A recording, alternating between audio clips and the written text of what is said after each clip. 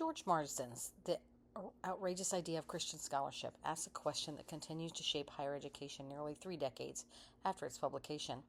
Can a scholar openly acknowledge a Christian worldview while still producing rigorous academic scholarships? Although first published in 1997, Marsden's work speaks directly to contemporary discussions surrounding academic freedom, diversity of thought, and the role of worldview in scholarly inquiry.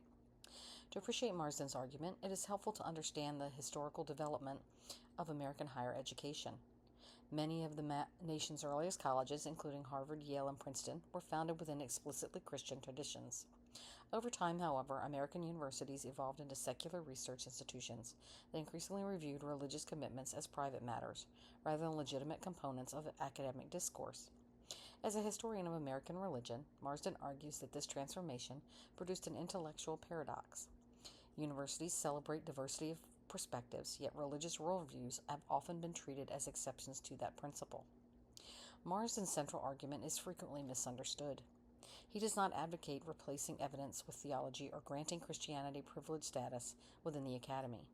Instead, he argues that complete neutrality is unattainable because every scholar approaches research through interpretive assumptions shaped by culture, philosophy, politics, or personal experience. Historians recognize Marxist, feminist, post-colonial, and secular perspectives as legitimate interpretive frameworks. Marsden simply asks why religious perspectives should be excluded from participating under the same scholarly standards. From a historian's perspective, this argument aligns with important developments in modern historiography. Most historians today acknowledge that absolute objectivity is impossible. Rather than pretending scholars have no perspective, the discipline increasingly values methodological transparency, careful source criticism, and evidence-based interpretation.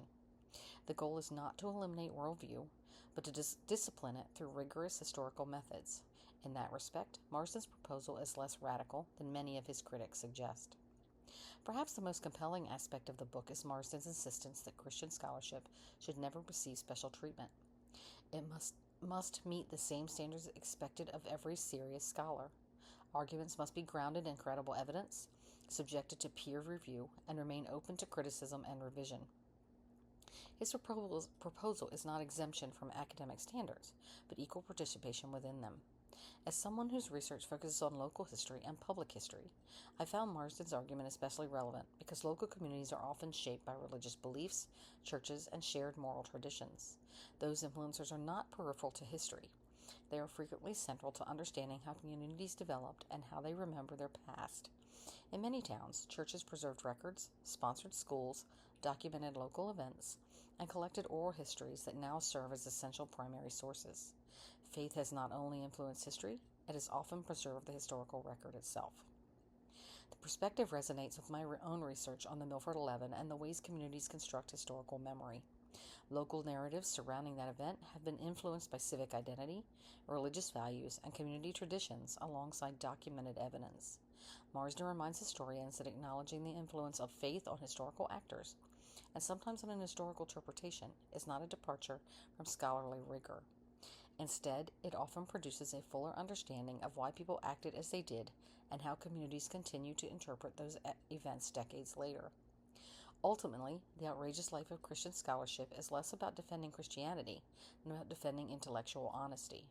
Whether one agrees with Marsden's conclusions or not, he challenges scholars to recognize that every historian approaches the past with assumptions. The responsibility of the historian is not to claim perfect neutrality, but to engage evidence honestly, acknowledge one's perspective transparently, and remain open to scholarly dialogue. For historians engaged in local history and public history, where faith, memory, and community identity frequently intersect, Marsden's work remains a thoughtful reminder that understanding the past requires engaging all of the forces that have shaped it. Thank you for watching.